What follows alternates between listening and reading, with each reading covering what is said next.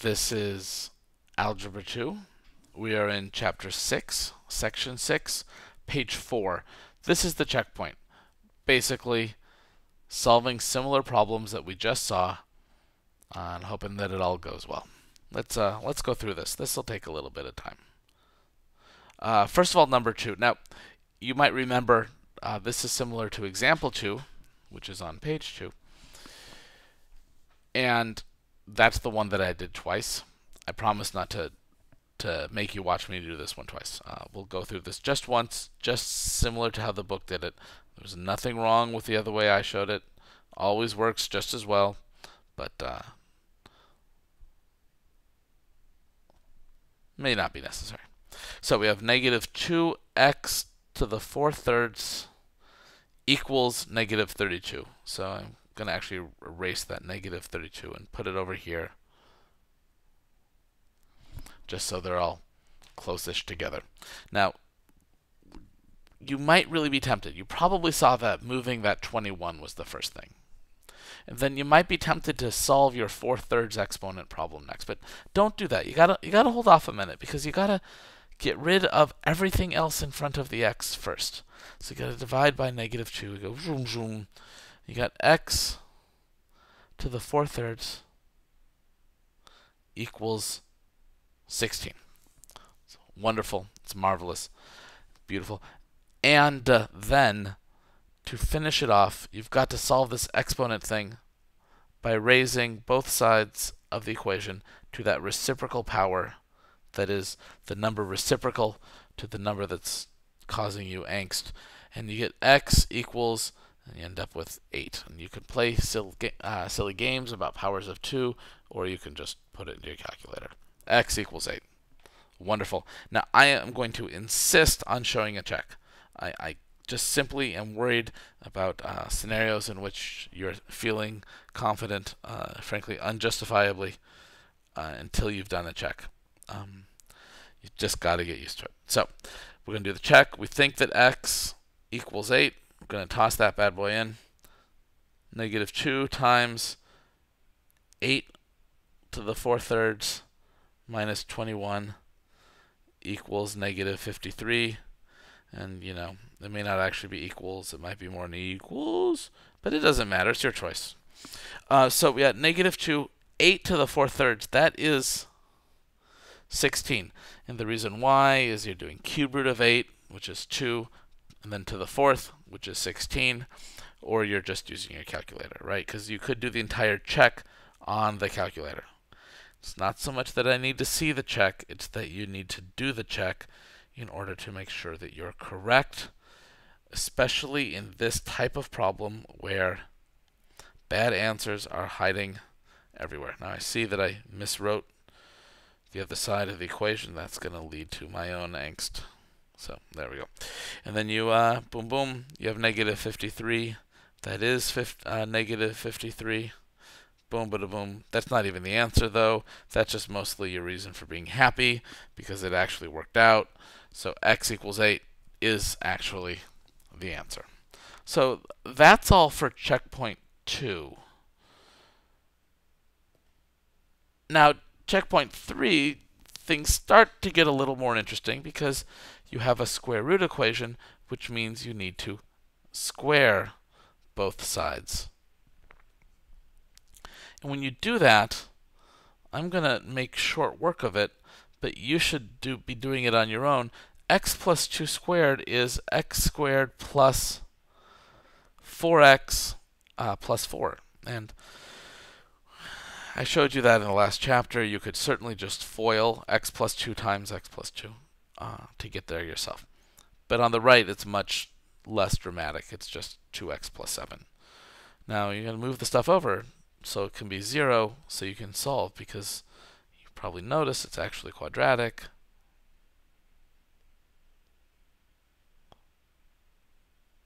So you've got to make it 0.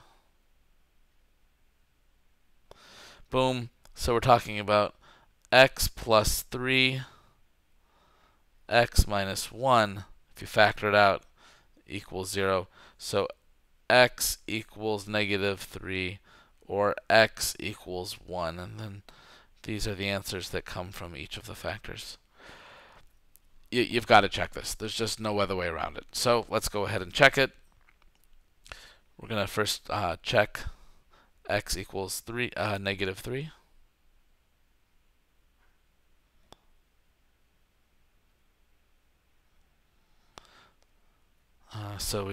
Going back to the original equation, we're talking about negative 3 plus 2, that perhaps that is actually equal to the square root of 2 times negative 3 plus 7. So on the left, we're talking about negative 1, and that might potentially be equal to, on the right, we're talking about the square root of 1. And you know what? They're just not it. That's not happening. Negative 1 is not the same as the square root of 1. So that's nice, but wrong. So check, on the other side, we need to check our other answer, which is check x equals 1. So toss that in. You got 1, boom, 1 plus 2, that is potentially equal to the square root of 2 times 1 plus 7. And then 1 plus 2 is 3. And that is potentially equal to the square root of 9. And we do know that 3 does, in fact, equal 3. That's the happiness because they match. And so x equals 1 is actually our answer. Boom, boom. X equals negative 3 is actually the wrong answer. It's that extraneous solution because it's extra. But x equals 1 is the only correct answer here. All right. Let's move on to the third one here, the final one. You should probably be looking at number 4 and saying, yeah, ouch, I'd rather not. You can see because of the two radicals, you're going to have to be doing some squaring. And then because on the left the radical is mixed with a number that isn't a radical, we're going to end up having to square twice. But before you can square it the second time, you have to square the first time. So we square both sides. On the right, it's just a nice x plus 5. On the left, it's 3x plus 4 minus 2 copies of the square root of 3x plus 4, and then plus 1. If you FOIL that together, that really should be what you're getting. And then you look at this and say, this is in no way superior to what I had before. But start to whittle away at that square root. Maybe subtract 4 from both sides. Then maybe subtract 1 from both sides. And then maybe go ahead and subtract 3x from both sides. And you end up with negative 2 square root of 3x plus 4 equals negative 2x. But you're not quite done yet. You need to divide both sides by negative 2. You have square root of 3x plus 4 equals x. Now you're ready to square again. So much fun, we're doing it twice. On the right, it's x squared. On the left, it's 3x plus 4. And you say, thankfully, the square roots are gone. But it's still quadratic, so you've got to move the things over. So, take this and move it over, and take the 4 and move it over. You get x squared minus 3x minus 4. Right, the moving over I talked about can only happen by subtracting from both sides. Equals 0. And when it's equal to 0, then you can look to factoring. X minus 4, x plus 1. And then you get x equals 4 and x equals negative 1. Such potential, such promise.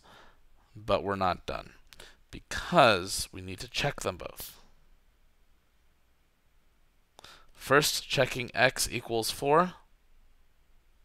Again, you stick 4 in to the original equation. So it's square root 3 times 4 plus 4 minus 1.